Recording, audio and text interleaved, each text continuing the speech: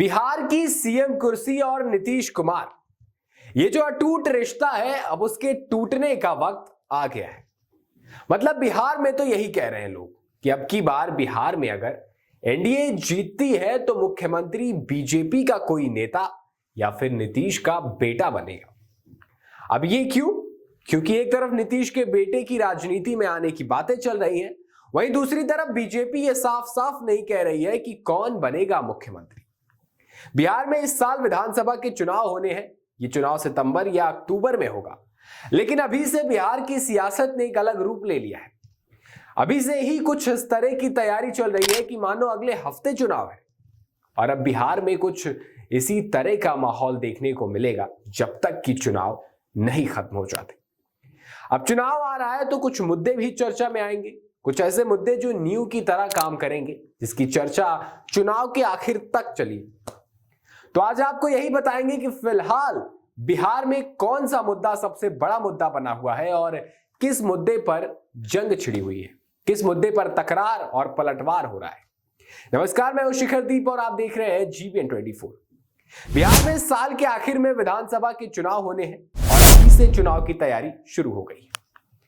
अब आप अगर ये सोच रहे होंगे कि इतना पहले क्यों, तो भैया यह बिहार की राजनीति, यहां की राजनीति इतनी सुलझी हुई नहीं है।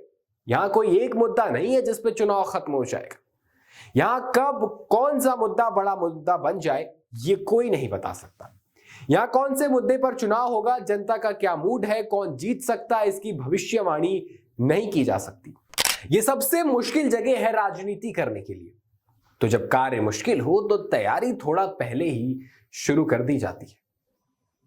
सत्ता में इस वक्त एनडीए की सरकार है, नीतीश कुमार मुख्यमंत्री है। वहीं विपक्ष में आरजेडी यानी लालू यादव की पार्टी है, जिसका कार्यभार संभाल रहे हैं तेजस्वी यादव और उनका साथ दे रहे हैं कांग्रेस के दिग्गज नेता राहुल गांधी। तो ये लड़ाई एनडीए बनाम राहुल तेजस्वी होने वाली है और यह भी हो सकता है कि बिहार में इंडी गठबंधन देखने को मिले।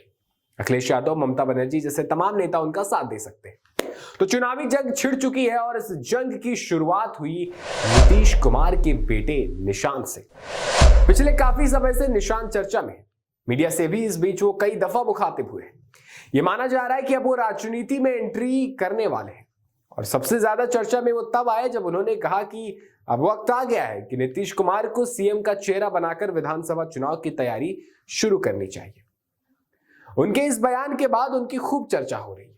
अब कुछ लोगों का यह भी कहना है कि अब निशांत ही जेडीयू का कार्यभार संभालेंगे, यानी जेडीयू अब निशांत के हाथों में आ जाएगी।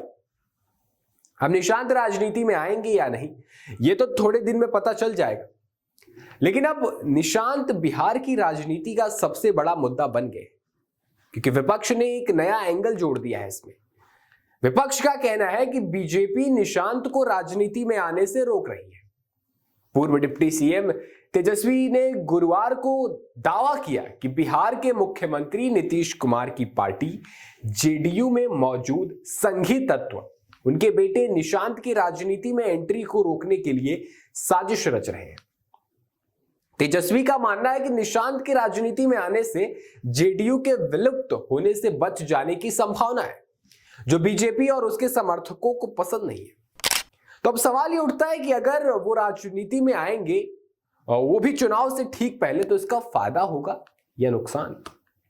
अब अगर फायदे की बात करें तो बहुत कम है या फिर ना के बराबर है, क्योंकि राजनीति में निशांत उतना सक्रिय नहीं रहे हैं और बिहार में जेडीयू मतलब नीतीश कुमार, उससे आगे कुछ भी नहीं, दैट्स इट। पर नुकसान हो सकता है, क्योंकि अगर निशांत जेडीयू ज्वाइन कर लेंगे तो परिवारवाद का आरोप कैसे लगाएगी बीजेपी लालू यादव पर, क्योंकि परिवारवाद का मुद्दा तो उठेगा। और अगर निशांत पार्टी ज्वाइन करेंगे तो फिर तो ये सवाल मोदी जी से पूछा जाएगा कि आप क्या कहेंगे परिवारवाद को लेकर। शायद इस वजह से भी निशांत अभी पार्टी ज्वाइन नहीं कर रहे हैं और विपक्ष चाहता है कि वो पार्टी ज्वाइन कर ले। इसके अलावा बिहार की राजनीति में जिस बात की सबसे ज्यादा चर्चा हो रही है वो ये कि मोदी जी आए और चले गए, लेकिन ये नहीं बताया कि चुनाव नीतीश कुमार के नेतृत्व में लड़ा जाएगा और वही होंगे सीएम का चेहरा। तो अब ये चर्चा होने लगी है कि नीतीश कुमार का ये आखिरी कार्यकाल तो नहीं है। वैसे बिहार की इस पूरी राजनीति पर आपकी क्या राय है? क्या लगता है आपको कि एक बार फिर नीतीश कुमार ही बिहार में मुख्यमंत्री बनेंगे या इस बार बिहार में बीजेपी का कोई नेता मुख्यमंत्री बनेगा? आपकी क्या है राय? हमें कमेंट में जरूर बताएं।